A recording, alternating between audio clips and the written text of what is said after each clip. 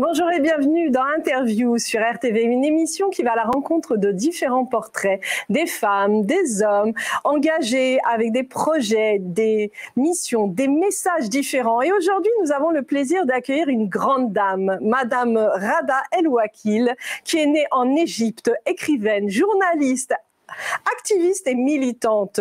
Après avoir étudié la philosophie et les lettres à la Sorbonne et à Oxford, elle se consacre à la lutte pour les droits des femmes en Égypte et à l'éducation de sa fille.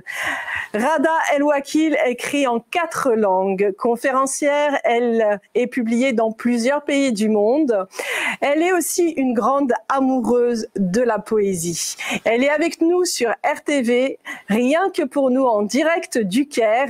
Donc, on l'accueille. Madame Rada El Ouakil, bonjour. Bonjour Linda, bonjour. Nous sommes heureux, vraiment heureux de vous accueillir sur RTV aujourd'hui.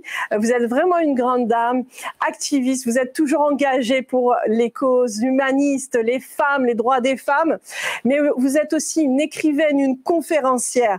Avant de pouvoir vous connaître un peu plus, comment se porte le Caire aujourd'hui ? Alors, d'abord, merci de m'avoir invitée. Je suis si heureuse d'être sur RTV aujourd'hui. Alors, le Caire, j'ai laissé les volets ouverts, les fenêtres, pour que vous ayez un petit goût. Parce que c'est toujours bruyant, le Caire. Il y a toujours le bruit de la vie. Enfin, il fait très chaud. Nous sommes encore en plein été. Et je suis là, donc, au nombril de l'Égypte. Je vous parle depuis le Caire, et je vous envoie beaucoup d'ondes positives et assez sonores. On a besoin de beaucoup d'ondes positives. Faites-nous rêver un petit peu. Je sais que vous êtes où en ce moment au Caire, à côté de quel endroit, quelle est votre vue? Vous savez que je suis une amoureuse de la nature, alors faites-nous rêver un petit peu. Alors, la nature au Caire, bon, nature, il y a nature et nature. Hein, il faut avoir beaucoup d'imagination. Je suis sur une île. Voilà. Je suis à Zamalek. C'est une des 3 îles habitées sur le Nil. Et je suis très privilégiée d'ailleurs d'habiter sur cette île où nous avons encore des arbres et beaucoup de verdure. Et de l'autre côté donc du Nil, sur l'autre rive, la rive droite, parce que nous on est rive gauche, il y a Gizeh. Et très très loin à l'horizon, on peut apercevoir par des nuits très très claires les pyramides. Voilà. Alors, nature et désert, hein, Inda. Et nous vivons en fait dans un pays qui est en plein Sahara. Il n'y a que la vallée du Nil et les côtes qui sont habitées dans mon vieux pays, en Égypte. Et moi, je suis donc très, très privilégiée d'être sur mon île. Voilà. Mais on sait que l'Égypte a beaucoup d'histoires. Il y a l'histoire des pharaons, il y a l'histoire justement de grands chanteurs. Hein. C'est très riche en culture, c'est très riche en beauté des paysages, c'est très riche en histoire. Donc c'est vrai que vous êtes quand même assez privilégiée de tout ça. Et je pense que vous, en tant qu'amoureuse de la poésie, ça doit vous inspirer. Oh oui, moi je trouve ça quand même très marrant. Vous disiez riche, les pharaons et puis les chanteurs. Je trouve ça génial. C'est cette image de l'Égypte qu'on a quand on est à l'étranger qui m'a toujours fascinée. Pharaons et chanteurs. Oui, évidemment, je suis vraiment heureuse d'être retournée parce que j'ai beaucoup vécu ailleurs pendant des décennies en fait. Et ici, je suis un petit peu parmi mes ancêtres. Et c'est pas seulement un honneur, c'est une joie, mais c'est aussi une responsabilité, un fardeau presque. Tous ces ancêtres, tous ces anciens, et puis bien sûr les temples, les murs, les murailles, les sphinx, les obélisques, partout. On est toujours en contact avec les anciens. Là, quand je dis ancien, c'est vraiment ancien, hein, 7000 voire plus d'années passées déjà. L'Égypte est un pays magnifique. Hein. Je n'ai pas vraiment besoin de le dire ni de le souligner, mais il y a diversité, il y a tellement de choses différentes. Il y a aussi ce que j'appelle humblement les différentes faces de l'Égypte. J'avais écrit un jour que chacun de nous, les Égyptiens, les porteurs du drapeau, chacun de nous a son Égypte. Il n'y a pas une Égypte, il y a des millions d'Égyptes. Chacun a sa vue de l'Égypte, sa vision. Et je pense que cela va aussi pour ceux qui viennent visiter les touristes et autres. Je crois que chacun va avoir une autre vision de ce pays si vieux, mais à la fois moderne. Aujourd'hui, l'Égypte d'aujourd'hui est tellement différente de celle qu'on va retrouver à Karnak, à Luxor. Sur le Caire, vous avez des gratte-ciel, des machins, des monorails, mon Dieu. Et il faut faire avec, il faut suivre, car l'Égypte, elle est en essor, en plein développement, et il y a toujours quelque chose de nouveau. Je ne sais pas si c'est une bonne chose, mais dans ma propre philosophie, dans ma poésie personnelle, je crois que j'ai besoin d'élargir un petit peu mes réseaux de ma pensée, non pas les réseaux sociaux à la mode. Je crois qu'il faut essayer d'atteindre un niveau presque élastique de la pensée pour suivre, parce que ça va très vite. Et il y a tellement de changements en ce moment, il y en a trop pratiquement, qu'il faut essayer de trouver un équilibre entre ce qui est perçu déjà, senti, le ressenti de cet endroit, de cette bonne vieille terre, mais aussi des signes qui nous viennent de l'avenir et qui touchent le présent déjà. J'essaye de participer à ce mouvement, ce progrès. J'espère que c'est un progrès à ma façon, donc j'essaie de suivre, de participer donc à cet essor à ma façon. J'ai gardé mes cheveux argentés, la gris, j'ai pas fait de couleur parce que ils sont quand même preuve des 6 décennies que j'ai déjà passées sur cette belle planète. Voilà. J'aime beaucoup vous entendre parler parce qu'on sent dans vos mots la profondeur à la fois de l'écrivaine, mais à la fois aussi de la conférencière, et en même temps vous nous embarquez dans votre univers. Et j'aime beaucoup ce que vous avez dit sur il faut trouver cet équilibre. Ça bouge beaucoup parce qu'en ce moment c'est vrai que tout bouge, tout est rapide et on s'y perd dans tout ça, alors que le plus important c'est vraiment de trouver son équilibre afin de pas être, on va dire, happé par toute cette société parfois anxiogène, hein, qui bouge énormément. Et qu'est-ce qui quel est votre jardin secret? Qu'est-ce qui fait que vous vous protégez de toute cette ambiance qui parfois peut être très difficile? Ça, c'est une bonne question. Écoutez, Inda, je suis connue pour être très rebelle. Alors, je me suis toujours un petit peu défendue contre cet avenir qui nous bouscule dans notre présent, parce que il veut entrer à tout prix. Moi, je me défends un peu. Alors, j'ai essayé de trouver moi-même mon jardin secret. J'en ai trouvé plusieurs, mais je crois que c'est surtout, je parle du jardin secret, enfin, la comfort zone, comme disent les Américains. Ça va être probablement des moments privilégiés de silence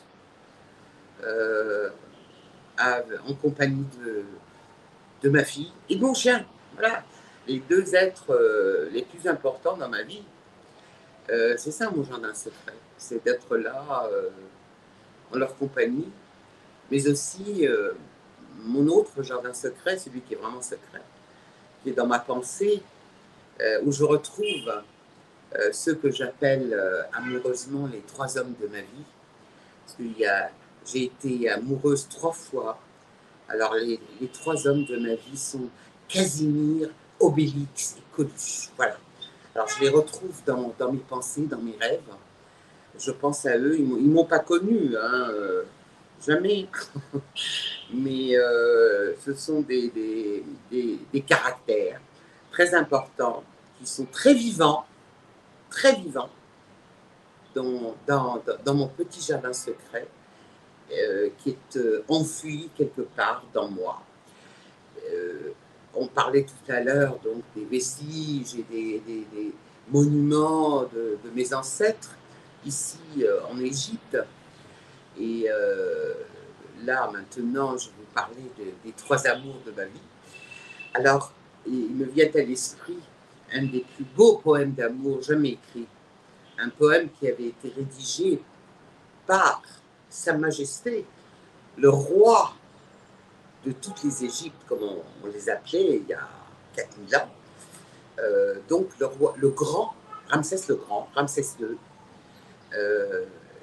rédigé, donc il avait écrit un poème, il avait fait graver un poème sur les grands murs d'Abou Simbel, au sud, fin fond du sud de l'Égypte, pour sa bien-aimée, son épouse préférée, la belle, la grande Néfertari, reine de toutes les Égyptes.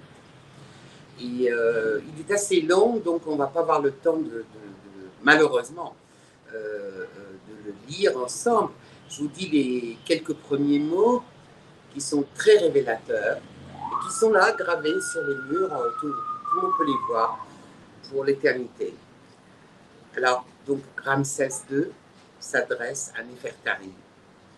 Il lui dit, dans les premiers mots, « À toi, pour laquelle le soleil se lève. » C'est magnifique. Moi, je suis, à chaque fois que je lis ces mots, je suis... D'abord, je suis jalouse parce que moi, on ne m'a pas écrit des choses pareilles, alors que je me suis toujours battue pour les femmes, etc.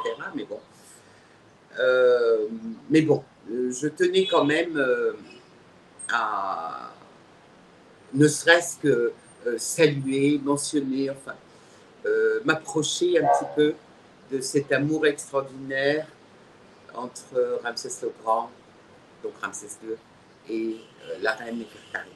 Je signale, Inda, que vous entendez la rue au Caire. Malheureusement, j'ai du bruit, mais ça nous met un petit peu dans l'ambiance. Hein. Nous sommes bien au Caire. On entend très bien le bruit, là, le mouvement qu'il y a au Caire. D'ailleurs, comme vous dites, hein, ça nous met dans le bien, dans l'ambiance, enfin dans le bain, dans l'ambiance justement du Caire. Hein. Et puis de cette vie, hein, cette ville qui bouge surtout. On ne peut pas arrêter le bruit de la ville qui est en train de s'exprimer, tout comme voilà, tout ce qui se passe sur cette belle planète. Pour revenir justement à ce très beau poème de Ramsès II, qui fait l'éloge de l'amour, je pense qu'aujourd'hui, il est important de mettre en avant toute cette poésie et qui prône l'amour, parce que je pense que le véritable amour, l'amour transcendantal, l'amour pur, aujourd'hui se perd. Qu'est-ce que vous en pensez, Rada El Wakil? Je ne suis pas certaine qu'ils se perdent. Je ne l'espère pas en tout cas.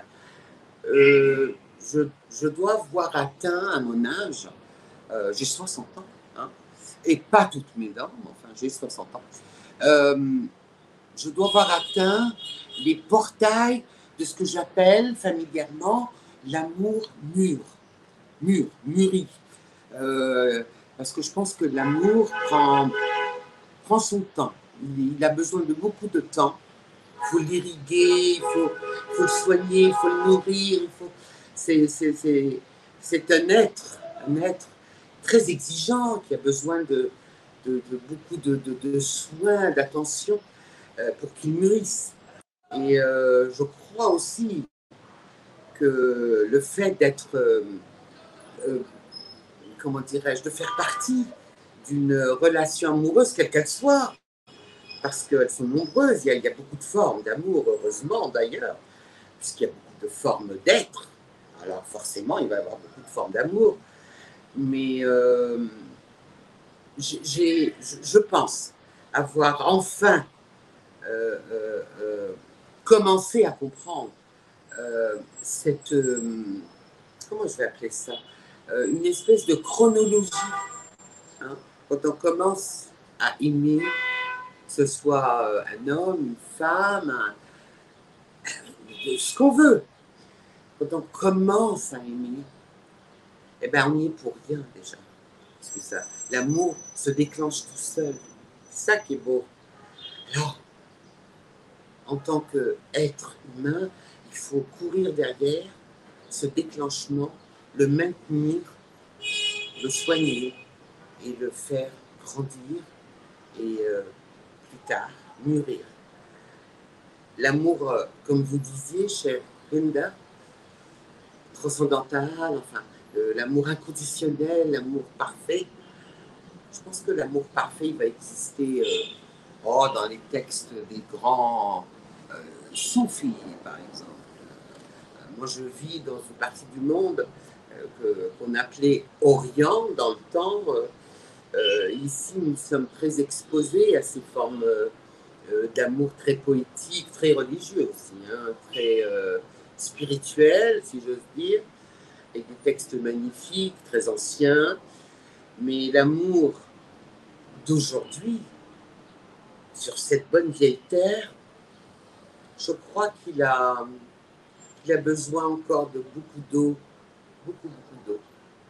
De toute façon, l'être humain est un être en changement en permanence. Il apprend de ses expériences de vie, puisque tout est expérience. Hein. Et puis, c'est pas à vous que je vais vous l'apprendre, Rada, parce que vous êtes une grande aventurière des expériences humaines. Et justement, dans votre parcours, vous êtes aussi écrivaine. Vous êtes toujours là pour soutenir et vous battre pour les droits des femmes en Égypte. Et d'ailleurs, vous avez aussi écrit un livre imperturbable. Vous pouvez nous en parler? Inda, d'abord, j'adore votre turban. Il est très beau. J'allais oublier de le dire. Pour en revenir à imperturbable. Waouh! Alors, imperturbable fut le nom de la rubrique que modestement, donc, je signais sur les pages du Progrès égyptien tous les lundis pendant très longtemps, des années. Donc, c'était le nom de ma chronique. J'ai ensuite fait une compilation de beaucoup d'articles et c'est un de mes livres, mais c'est vrai que c'est l'un de mes livres préférés et auquel je dois beaucoup, parce que j'ai beaucoup vécu, comme vous dites, des aventures à cause d'Imperturbable. Déjà, la rubrique elle-même, je l'ai appelée Imperturbable, d'abord parce que je suis très ancienne au Progrès égyptien et que je leur dis que je veux ça. Et non, pas vraiment. Mais parce que je voulais un nom le nom donc de la rubrique, qui représente vraiment le plus proche possible, qui soit le plus proche possible de ma nature à moi. Parce que, alors là, le ciel peut nous tomber sur la tête, moi je reste de glace et j'observe, je commente et j'essaie d'aider. Voilà. Donc je reste imperturbable. Et puis en plus, parce que c'est un mot si difficile à prononcer, alors ici, les Égyptiens qui parlent égyptien, ça vous le savez, hein, ont beaucoup de mal à dire imperturbable. Déjà, ils ont beaucoup de mal à prononcer les P, hein, les P. Alors, j'entends toujours des choses très rigolotes, ça me fait rire. Et comme la chronique imperturbable est basée donc sur la satire, une satire extrême, très aiguisée, si j'ose dire, Imperturbable est donc une compilation d'articles politiques. Voilà. qui m'ont valu quand même premier prix du Salon du Livre du Caire, machin, des choses comme ça, mais aussi d'avoir été, lors de ma tournée en Europe, aux États-Unis, pour Imperturbable, 2013, j'ai été attaqué, agressé, battu à Paris, à Berlin, à Hambourg, à Bruxelles, enfin. C'est ça, en fait, qui me rend très, très fière, parce qu'il y a des réactions. On ne va pas parler politique quand même, Inda, please. Surtout pas. On parle de poésie, on parle de joie de vivre, voilà, on parle de good vibes, c'est ça le plus important, et de valeurs humaines. Et d'ailleurs, Radha, c'est vrai que cet écrit Imperturbable que vous aimez énormément et qui met en avant aussi beaucoup les droits des femmes. Mais il y a aussi un autre écrit qui a retenu mon attention, c'est votre dernier opus, Life Revisited, qui parle des tabous et nous plonge dans les profondeurs de l'âme humaine. Ça aussi, c'est très intéressant. Vous pouvez aussi nous en parler? Oui, bon, d'abord, merci pour la question et merci de m'avoir sorti des labyrinthes de la politique, parce que je n'ai pas le courage et surtout, ce n'est pas le moment. Alors, voilà. Donc, Life Revisited, la vie revisitée, est une nouvelle plus une collection d'essais. Je ne sais pas si c'est une vraie plongée, en tout cas, c'est un témoignage. Un témoignage parce que dans Life Revisited, dans la première partie qui s'appelle « Étant une bonne passagère », et j'écris depuis moi-même, donc c'est vrai, je plonge dans mes autres vies, qu'elles soient imaginatives ou pas, parce qu'on parle tellement en ce moment de ce qu'on appelle les vies alternatives, enfin, résurrection, tout ce qu'on veut, les vies passées, les vies à venir, les vies, donc les vies au pluriel. En tout cas, donc, Life Revisited, que j'ai écrit quand même il n'y a pas mal d'années, et qui marche toujours, qui m'arrange. Je reçois encore des courriers à propos de ce bouquin. Celui-là, je l'ai écrit en anglais parce qu'il avait été publié ici et aux États-Unis. En tout cas, il y a beaucoup de choses que j'écris dans des langues, ce qu'on appelle ici des langues étrangères. D'abord parce que d'habitude, j'ai des petites choses qui explosent dans mes écrits. Alors, je n'ai pas envie que ça m'explose dans la figure ici, on ne sait jamais, avec des idées comme ça, là, surtout que dans La vie revisitée, j'imagine une femme qui va perdre les codes de sa réentrée dans la vie. Vous vous rendez compte? Alors, elle meurt, on lui donne les codes pour revenir, donc ressusciter, puis elle perd les codes. Alors, elle invente des codes et elle essaie à plusieurs reprises donc, de revenir dans notre vie, celle-là, maintenant, dans le now, le maintenant, et à chaque fois, elle se gourre, elle se trompe, et elle atterrit ailleurs, à d'autres temps, soit dans l'avenir, soit dans le passé. Il y a un va-et-vient entre passé et avenir, et bien sûr, une rébellion de la part du présent qui dit « Oh, je suis là, quand même, que quelqu'un vienne me voir moi ». Donc, il y a un jeu temporel dans La vie revisitée, avec bien sûr des paysages de ces vies au pluriel, pleines, j'espère, pleines d'humour, mais surtout d'amour, un vrai amour pour la vie. Encore, c'est le mot magique, c'est l'amour, et c'est ce que j'aime chez vous en fait, c'est que Vous mettez toujours en avant à la fois votre amour de la vie, l'amour des autres, l'amour de votre chien, l'amour de votre fille, tout cet amour que vous transmettez aussi, parce que vous transmettez, vous êtes là, je pense, hein, après je peux me tromper, mais je ne pense pas, vous êtes là pour transmettre ces valeurs humaines qu'il est important de mettre en avant aujourd'hui. Alors c'est bientôt la fin de notre émission, Radha. Quelles sont, pour finir, vos plus grandes inspirations et vos rêves pour notre humanité? Oh là là, quelle question, c'est dur ça. Mais oh. Ben, je pense que un de mes rêves les plus récurrents, donc qui arrivent très souvent, qui reviennent, ça va être celui des retrouvailles avec feu mon mari, que j'ai perdu il y a des années. Grosse crise cardiaque. Et je sais qu'il m'attend. Je ne sais pas très bien où. Je ne sais pas si c'est en haut, en bas. Je ne sais pas où regarder, mais je sais qu'il est là. Et je sais qu'il va y avoir des retrouvailles. Je rêve de ça. Voilà. Donc j'ai beaucoup d'ailleurs de versions de ces retrouvailles dans mes rêves. Mais aussi un autre rêve. C'est celui de pouvoir parler avec maman, feu ma maman. Je sais que vous aussi, vous avez perdu la vôtre récemment.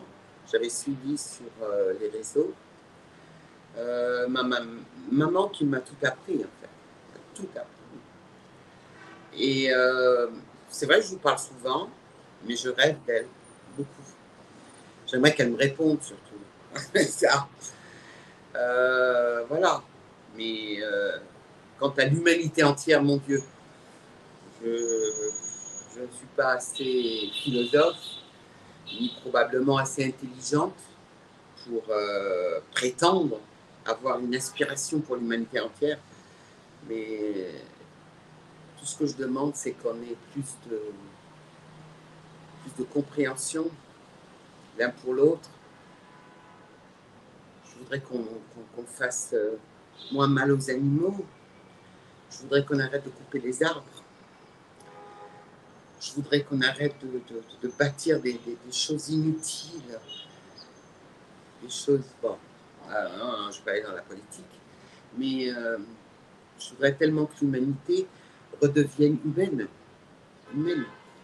Et que tout ça se lise dans ce que nous laisserons, parce que forcément, nous laisserons des traces, en tout cas je l'espère, que ce soit des poèmes, comme l'avait fait le grand Ramsès II, ou des textes. Alors là, il y a mon chien qui arrive, pardon, excusez-moi, je ne sais pas si vous le voyez. Voilà, donc... est venu vous voir, votre chien, justement, parce que quand vous avez parlé de vos rêves pour l'humanité, il est venu vous faire un câlin et vous dire qu'il vous aime, je pense. C'est surtout ça le plus important. Radha El-Wakil, merci en tout cas de nous avoir donné cette chance de vous accueillir sur RTV en direct du Caire. Vous êtes une grande dame, vous êtes une humaniste, vous êtes une écrivaine hors pair. Vous êtes toujours engagée pour la cause des femmes et la cause des hommes en général. Et pour tout ça, on vous dit merci et on vous dit, j'espère, à très bientôt pour une nouvelle émission. Merci, au revoir et à bientôt. Et venez en Égypte. Je vous attends. Merci à tous d'avoir suivi cette émission en direct du Caire avec Radha El-Wakil. Je vous dis à très bientôt.